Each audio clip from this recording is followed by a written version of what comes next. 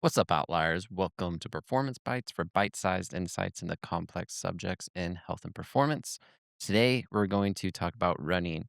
Now, I've talked about running in the past a lot more so around different zone training and also how to basically train yourself cardiovascularly for running. But this more specifically is going to look at the finer tuning within running.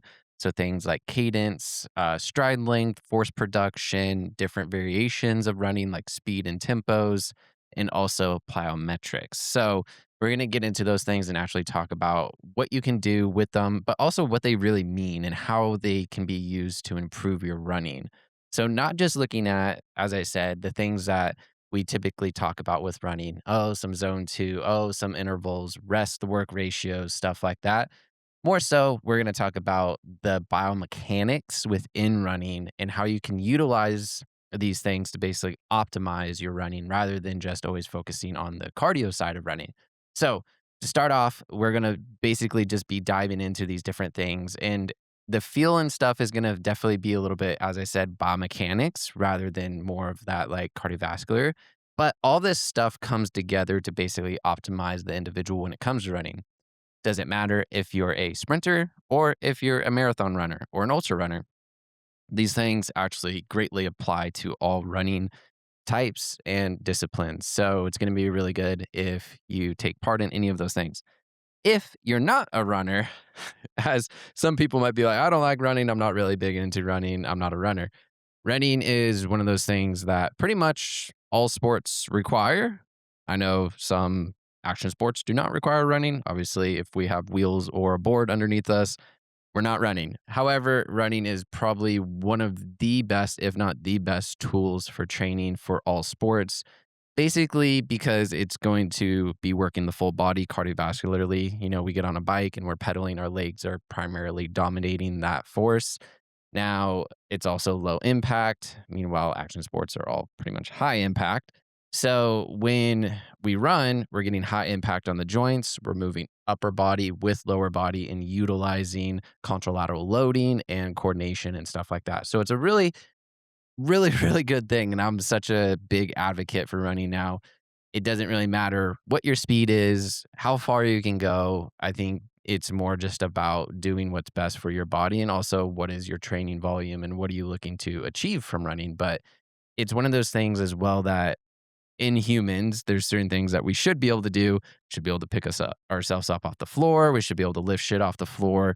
Should be able to pull ourselves, throw things, running, swimming. These are all things that I think the human body should be capable of. So if you're sitting there and going, I'm not really a runner, this doesn't apply to me. It does. It still applies. It just might not be the main thing that you might be focusing on. But at the end of the day, when we all turn 30 and go up, we're all looking for some stuff to get, out of the house and do a little bit differently. And strength training is wonderful. Obviously, strength and conditioning coach. I love strength training. However, running is one of those things, gets us out of the gym, allows us to breathe fresh air, get sunlight, and also build community in different ways. So, yeah, as I said, if you don't find yourself a runner, that's okay. This information's still going to be really useful because I bet you're going to run one day. So, for starters, let's talk about stride length. So, stride length is what it is.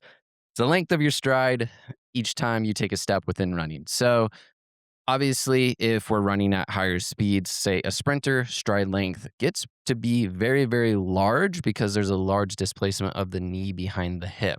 Now, if you're more of a slow jogger, we're not seeing that displacement is not as much. However, as a coach, something that I see a lot with people that are more of like a trot runner is a lot more issues with like hip flexors, the psoas, the iliacus, rectus femoris, and stuff like that, because the range of motion that is happening is more knee in front of hip and not knee behind hip. So hip extension is not happening. Hear this a lot from runners as well. I'm not very dominant in my glutes. My hamstrings don't do that much. Pretty common things to be heard because when we're just bringing that knee upwards, there's a lot more hip flexor involvement, a lot more quad involvement. Now, running should kind of be like this circular thing where we're using the quad to extend the knee. We're using the hamstring to pull the knee and foot back down underneath the hip. And we're actually using the glutes to project ourselves forward from that knee behind the glute position within our stride. So when we have that set up and we're cycling essentially within our run, we're utilizing all of these different components, these agonist, antagonist muscles, opposite and equal muscle groups, and we get a optimal stride length where the foot is landing underneath the hip so that the hip can travel forward and then we can get projection forward again. So I always say it's like pedaling. We get people that pedal in front, and sometimes we get people that pedal behind. But what we're ultimately looking for is a smooth cycle of displacement of knee behind hip, knee comes up in front of hip, knee behind hip. Obviously, when we're sprinting, that tends to be a more dominant movement because the force production is so much higher. That does not mean that does not apply to somebody as running longer distance, 5K, 10K, half, marathon, ultras, and stuff like that. We still need to optimize that run positioning. Now, some of the best marathoners in the world, if you look at their form and you pin it up against a elite sprinter, you see a very similar run form. What you see that is going to be different ultimately at the end of the day is going to be the cadence. So cadence is the amount of steps that you're going to take within the minute essentially while running. So a typical run cadence or an optimal run cadence is going to be somewhere of 175 to 180 depending upon the person. It really just varies, but ultimately what we're looking at is we're looking at how many times both feet hit the ground per minute. So I like to use those cadence numbers when talking to people about running too, especially if their run form is slightly off. Because if you multiply those minutes, say somebody goes out for 30 minutes and they have a run cadence of 150, that is a lot of steps. Excuse my math, 4,500 steps maybe. That are being taken within that time essentially if they're going to go on a run. So it's like quite a lot if you're doing that many reps improperly, so to say. So, a couple things that you can utilize away from running to actually help improve your stride length and also improve the cadence is just skipping drills. Skipping drills, I think, are overlooked a lot. A skip, B skip, C skips, skip for height, skip for distance, bounding, that type of stuff, I think, is really overlooked by many runners because it takes time. These are drills, so you have to set time aside to execute the drills and work on them to get better at them. But when you work on them and you're exaggerating body positions, displacement of knee behind hip, knee coming up to hip height when it comes to the front and stuff like that within those skipping drills, that will start to carry over to your runs. And I think that's one thing that I see and hear a lot from runners is I ask, "Hey, what's your warm up?"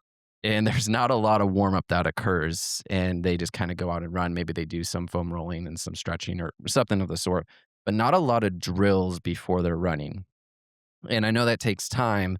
However, if you incorporate these drills in, that's a really good opportunity to exaggerate body positioning and work on those displacement positions of knee and in the hip and stuff like that to actually improve positioning. And then when you go run, the body is going to be more familiar with those positions and also open to the muscular activation that it requires to get in those.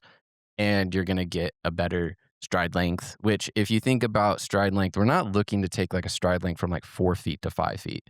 We're just looking for maybe an inch or two because, as I said, that cadence, when you have a couple thousand steps and you basically take off an inch or add an inch, excuse me, to your stride length, you're going to be going that much faster because it's that many less feet that you just actually ran.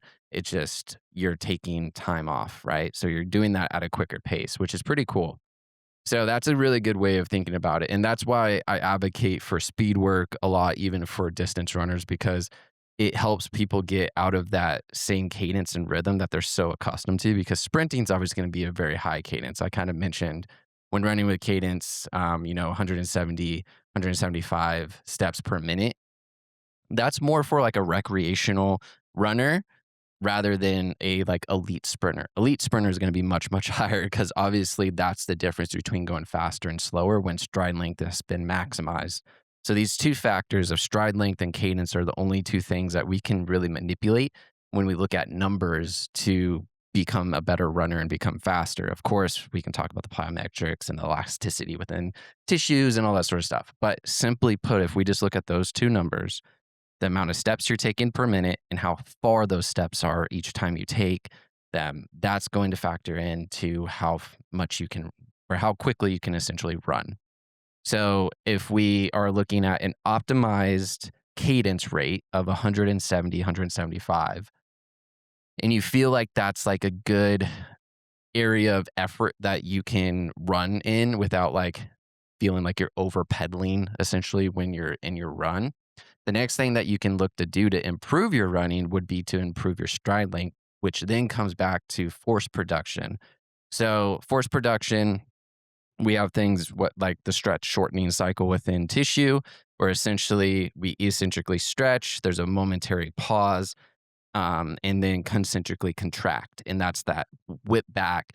And people say muscles are kind of like rubber bands in that way. And it wouldn't be the muscles, but more so the tendons have a little bit of elastic property. They store energy when they're stretched, and then they can release that energy, which that energy is given back to us without a lot of effort. So that's what like our fascia in our feet, our plantar fascia is really good at. And also what our Achilles is really good at as well is taking in force and then giving it back plyometrically. So these are very, very quick and fast reactions. So imagine you're just walking. Obviously, your plantar fascia and your Achilles are under load within that, but it's a slow loading phase. Therefore, it's going to be a lot of loss of energy when it changes direction from eccentric to concentric.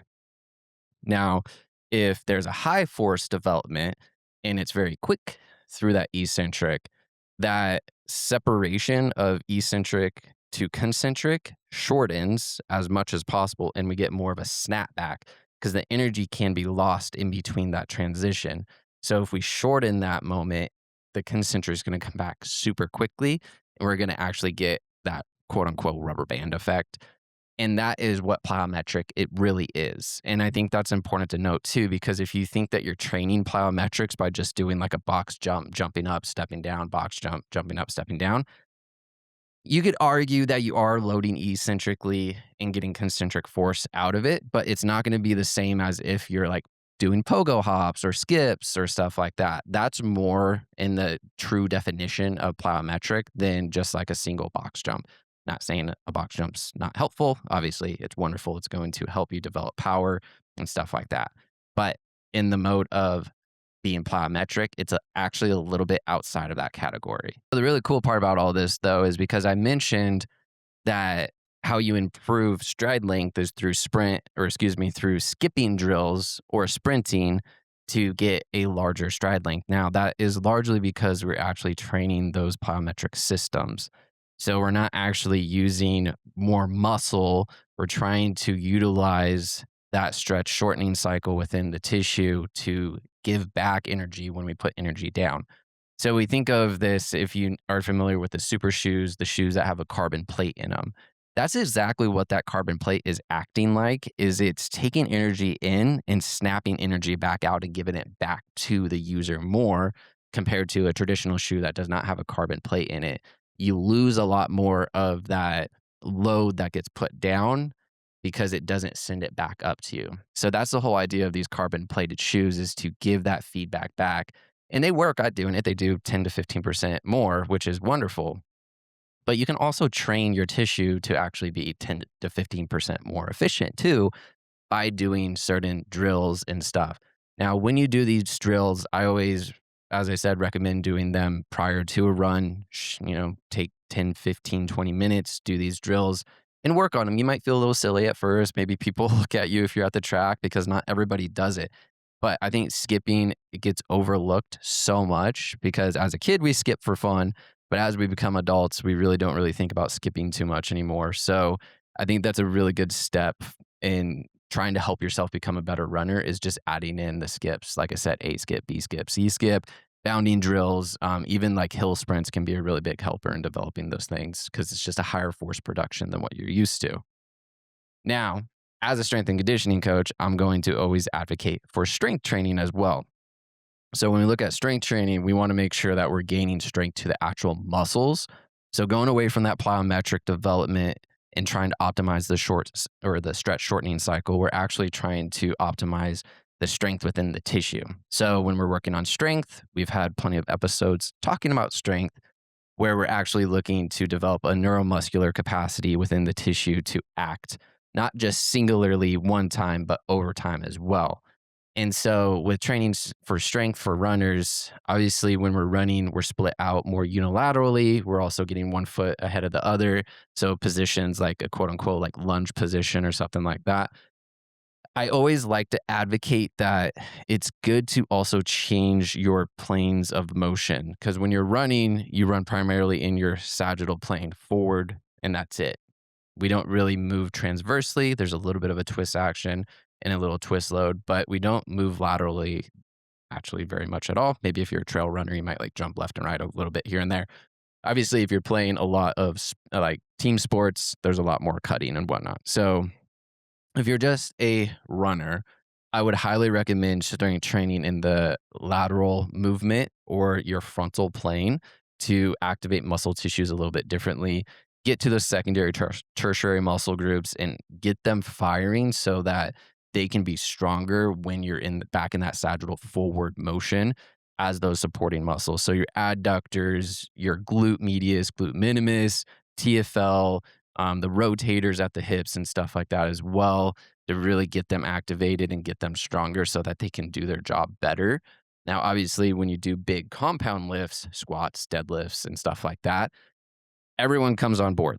All or none, we're going to get more muscle activation from those big lifts. So if you're a runner and you're thinking, I don't want to lift strength, I don't want to lift heavy, I don't want to do these big compound movements with barbells and kettlebells and dumbbells and all this stuff, I'm going to say give it a try because when we load the tissue is going to respond very positively to that. It's going to create resilience in that tissue because when we're running, we could be putting down force 6 to 10 times our body weight on our joints.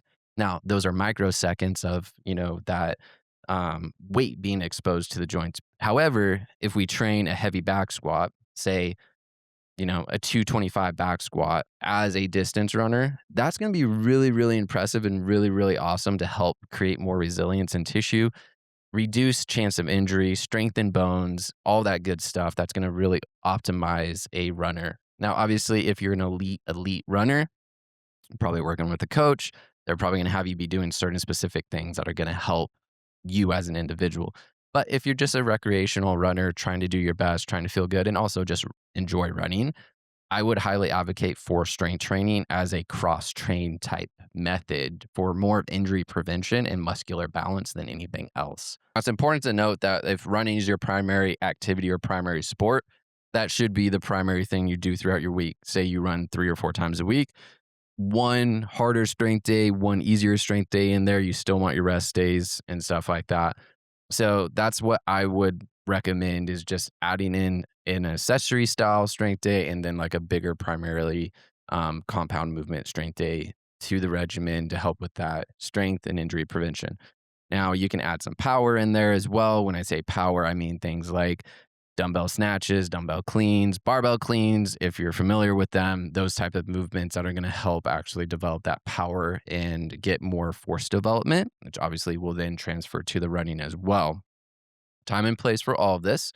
I have programs out if you want to look at them to get into, a 5K if you're coming off the couch or a 5K if you're an elite runner, 10K, half, marathon, all that sort of stuff. You can find that on the website.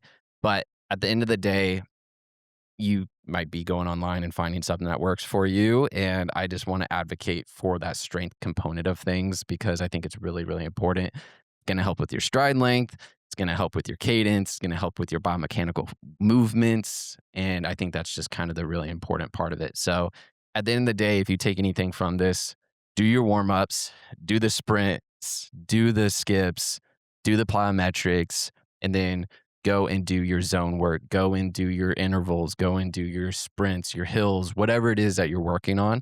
And over time, you will see much, much improvement from that. And also, you're going to be getting a better warm up, which obviously your ankles, your knees, and your hips, IT bands, all of these things are going to really kind of appreciate it. So, Yeah, thanks for sticking around. Please like, subscribe, share all this. If you know a runner, if you're not a runner, share it with them. I really think this information is going to be helpful and useful for a lot of people. Like I said, even if you don't consider yourself a runner, these are great things that you can utilize even as an amateur runner coming off the couch to just be in a better position and feel better. Maybe you're going and doing a 5K and you just want to do it at your best. So take these things, put them to work. And I think you'll be pretty happy about it.